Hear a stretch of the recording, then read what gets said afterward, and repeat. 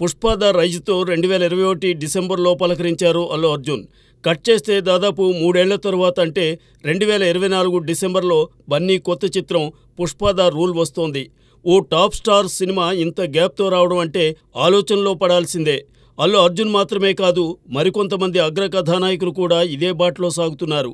RRR release అయి 2 ఏళ్లు దాటినా ఎన్టీఆర్ నుంచి సినిమా రాలేదు.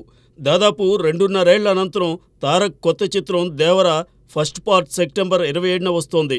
ఎన్టీఆర్ తరహాలోనే రామ్ చరణ్ కూడా దాదాపు 2.5 ఏళ్ల తరువాత కొత్త సినిమాతో పలకరించబోతున్నాడు. ఆచార్య తరువాత మళ్లీ వెండితెరపై కనిపించని చరణ్ అక్టోబర్ లేదా డిసెంబర్లో గేమ్ చేంజర్తో ఎంటర్టైన్ చేయనున్నాడు. పవన్ కళ్యాణ్ విషయానికి వస్తే బ్రో విడుదలై ఏడాది పూర్తి కావస్తున్నా కొత్త చిత్రం రాలేదు. సెప్టెంబర్ 27న రావాల్సిన ఓజీ కాస్త వాయిదా పడింది. ఇంకోవైపు హరిహర వీరమల్లు ఇదే సంవత్సరం చివర్లో తెరపైకి వచ్చేందుకు సిద్ధమవుతోంది.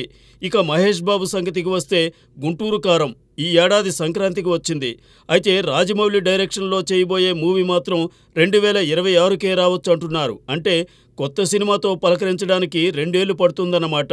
మరోవైపు ప్రభాస్, రవితేజ వంటి స్టార్స్ మాత్రం ఈ మధ్య తక్కువ గ్యాప్లోనే సినిమాలతో సందడి చేస్తుండడం విశేషం. మరి రాబోయే రోజుల్లోనైనా మన స్టార్స్ ఏడాదికో సినిమా అన్న సూత్రంతో సాగి అభిమానులను అలరిస్తారేమో చూడాలి.